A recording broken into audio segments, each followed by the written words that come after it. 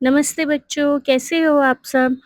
आज की वीडियो में करेंगे हम अपनी पाठ्य पुस्तिका क्षितिज भाग 1 का पाठ 1 दो बैलों की कथा के गद्यों के प्रश्न। तो आइए शुरू करते हैं।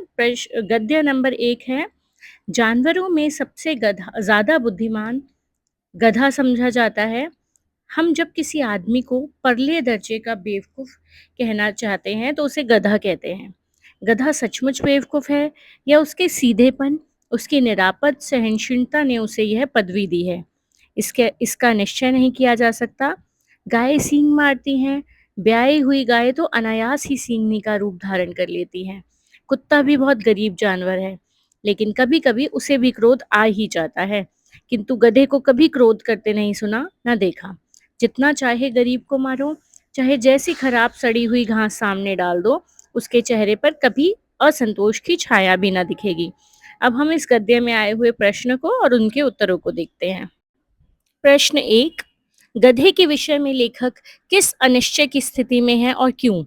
तो गधे के विषय में लेखक यह निश्चय नहीं कर पा रहा कि क्या गधा सचमुच में ही इतना बेवकूफ होता है कि निपट मूर्ख को गधा कह दिया जाता है, या गधे के सीधेपन के कारण उसे ऐसा कहा जाने लगा है, क्योंकि गधा बिना किसी प्रतिरोध के सब कुछ सह जाता है, बिना कुछ बोले।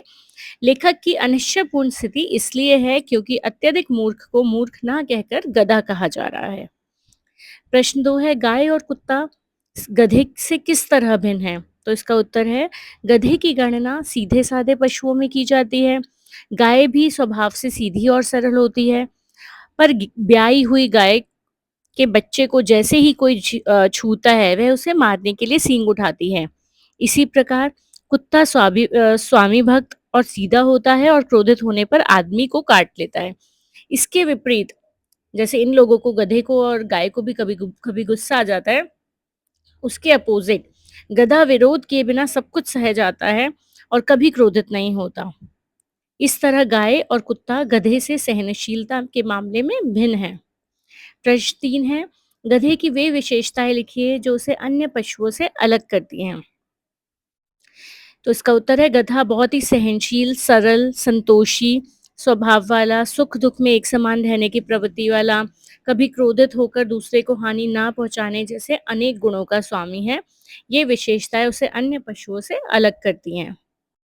अब हम अपना गद्य 2 देखते हैं, जिसमें है, अवश्य ही उनमें ऐसी कोई गुप्त शक्ति थी जिसे जीवों में श्रेष्ठता का दावा करने वाला मनुष्य वंचित है। दोनों एक दूसरे को चाट कर और सूंघ कर अपना प्रेम प्रकट करते, कभी कभी दोनों सींग भी मिला लिया करते, विग्रह के नाते से नहीं, केवल विनोद भाव से, आत्मीयता के भाव से। जैसे दोस्तों में घनिष्ठता होती है, ढोल धप्पा होने लगता है। इसके बिना दोस्ती कुछ फुसफुसी, कुछ हल्की सी रहती है, जिस पर ज्यादा विश्वास नहीं किया जा सकता। जिस वक्त ये दोनों बैल हल या गाड़ी में जोत दिए जाते और गर्दन हिला हिलाकर चलते, उस वक्त हर एक की यही चेष्टा होती, अर्थात यही इच्छा होती कि ज्यादा से ज्यादा बोझ मेरी ही गर्दन पर रहे।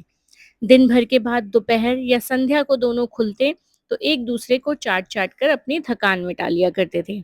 इसके प्रश्न देखते हैं। गुप्त शक्ति किनमें थी? मनुष्य किस गुप्त शक्ति से वंचित है? तो इसका उत्तर है, झूरी काची के दोनों बैलों हीरा और मोती में गुप्त शक्ति थी। वे दोनों आमने सामने या आसपास बैठकर मूक भाषा में विचारों का आदान प्रदान करने लगते थे। वे एक दूसरे के मन की बात समझ लिया करते थे, और इसके विपरीत मनुष्य बातचीत के बिना एक दूसरे के मन के भाव विचार नहीं जान सकता। जबकि जो मनुष्य होता है वो जीवों में सर्वश्रेष्ठ होने का दावा करता है। इस प्रकार मनुष्य मूक भाषा से में बातचीत करते एक दूसरे के मन की बातें समझने की कला से वंचित हैं। दूसरा प्रश्न है, दोनों की मित्रता अनुकरणीय थी? स्पष्ट कीजिए, अनुकरण यानी उनका पालन किया जा सकता था उनकी मित्रता का। तो इसका उत्तर होगा, हीरा मोती के बीच प्रेम भाव था। वे एक दूसरे को चाट सूंघ कर इसे प्रकट करते थे। इसके अलावा वे एक दूसरे के सुख दुख का भी ध्यान रखते थे।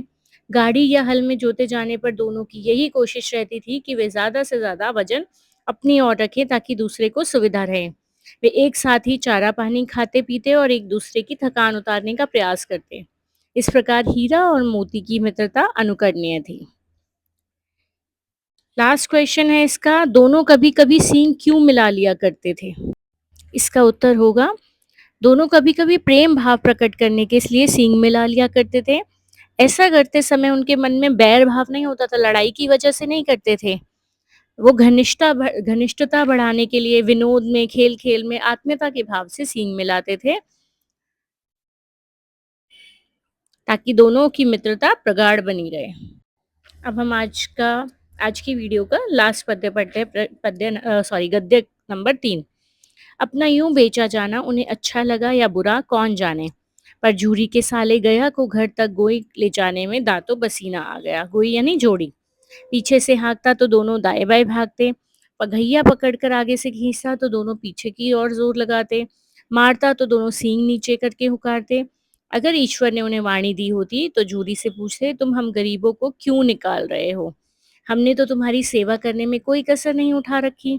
अगर इतनी मेहनत से काम ना चलता था तो और काम ले लेते। हमें तो तुम्हारी चाकरी में मर जाना कबूल था। हमने कभी दाने चारे की शिकायत नहीं की। तुमने जो कुछ खिलाया वह सिर झुकाकर खा लिया। फिर तुमने हमें इस जालिम के हाथ क्यों भेज दिया? इसका पहला प्रश्न है, गया के साथ जाते हुए हीरा मोती के मन में उठने वाले भावों का वर्णन कीजिए। तो गया के साथ जाते हुए हीरा मोती के मन में अनेक प्रकार के भाव उठ रहे थे। वे सोच रहे थे कि झूरी ने उन्हें गया के हाथों क्यों बेचा है। झूरी का यह काम उन्हें बिल्कुल अच्छा नहीं लग रहा था।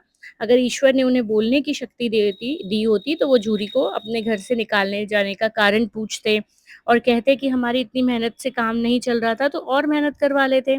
इसके अलावा वे सोच रहे थे कि उन्होंने कभी चारे पानी की भी शिकायत झूरी से नहीं की थी।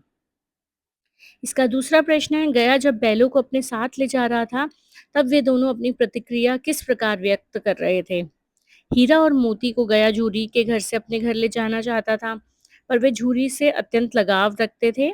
वे गया के साथ किसी भी दशा में जाने को राजी नहीं थे। गया उन्हें पीछे से हाँकता तो दोनों दाएं-बाएं भागते थे और आगे को खींचता तो वे पीछे को जोर लगाकर रास्ते पर आगे नहीं बढ़ रहे थे। यदि गया उन्हें मारता तो वो सींग नीचे करके हुकारते। इस तरह वे अपनी प्रतिक्रिया प्रकट कर रहे थे। लास्ट प्रश्न है इसका, जालिम किसे कहा गया है और क्यों?